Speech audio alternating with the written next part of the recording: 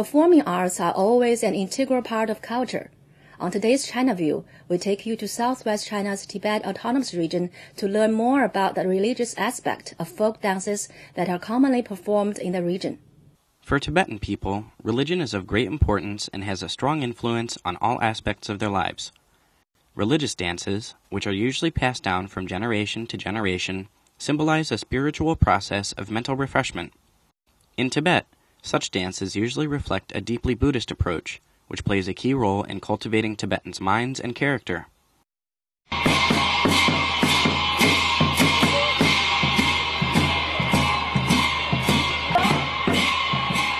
First, we bring you Tibetan Opera, described by some as a living fossil of traditional Tibetan culture. It's been around for more than 600 years, about 400 years longer than Peking opera.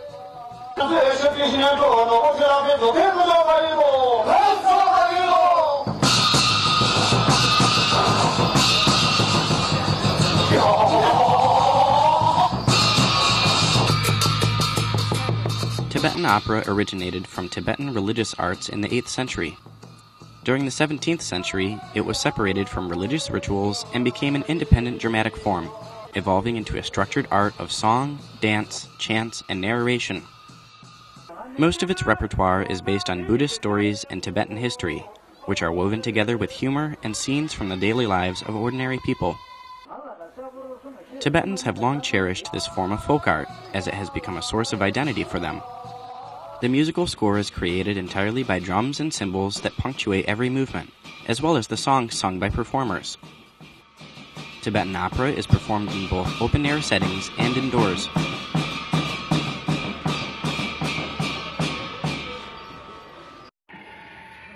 This is Camel, one of the grandest religious activities in Tibetan monasteries.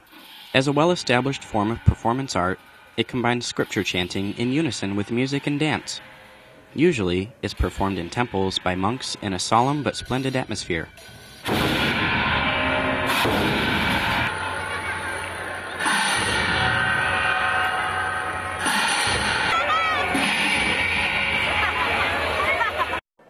When the ceremony begins, large horns are blown while drums and cymbals are beaten.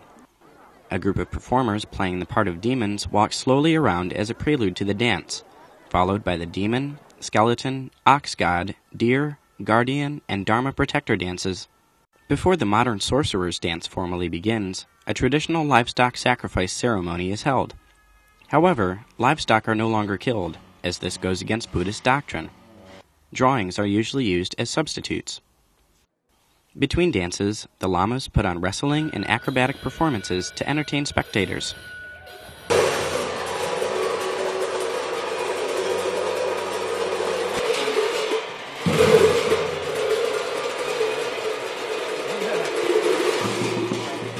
The dance was originally used to subdue evil spirits and gradually became popular as Kamo, a sorcerer's dance.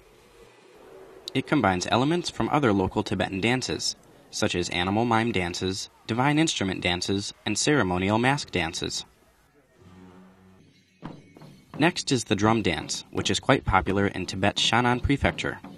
With the drum hung on the waist and drumsticks in hand, dancers move in step with a strong sense of rhythm. The drum dance puts a high demand on one's performance skills. The movements are not only powerful, but also in a very specific order.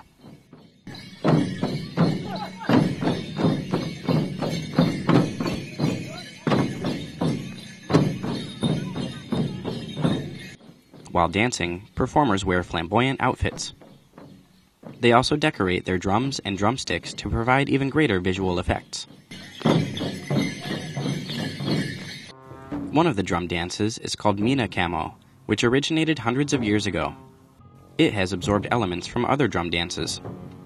On the 15th day of January in the Tibetan calendar, lamas from the Gongar Choida Monastery in Gongar County of Shannan Prefecture will perform Mina Kamo.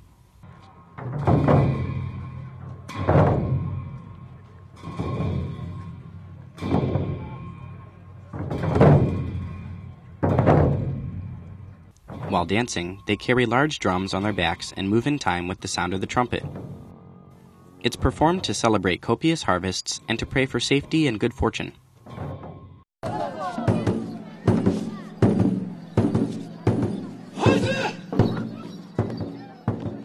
Similar to the drum dance, this is the Tibetan Ripa dance. Also known as the Oriental Gypsy Dance, it was considered a way of making a living for street performers in the past.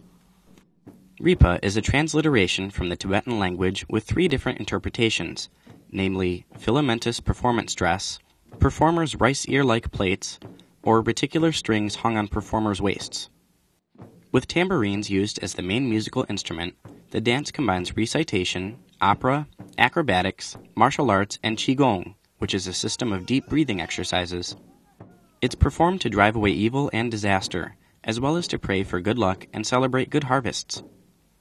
Originating in the 11th century, Ripa dance was added to China's National Intangible Heritage List in 2006.